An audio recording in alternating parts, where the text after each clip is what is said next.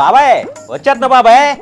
ఒరేయ్ ఆపరా, ఇంగ్లీష్ భాషలో నాకు నచ్చిన ఒకే ఒక పదం బాబాయ్. నచ్చలేదని చెప్పి నరికెత్తావన్నా? ఏమైందన్న అలాగే పడ్డావు?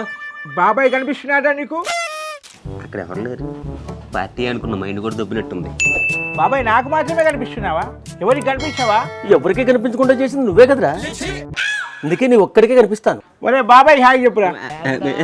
హాయ్ బాబాయ్ నువ్వు కూడా హాయ్ చెప్పు. అలా డాడీ ఎలా ఉన్నాడు? నీ దగ్గర లేడు కదా, పైకొచ్చి బాగానే ఉన్నాడు. చచ్చి బతికిపోడు మహానుభావుడు.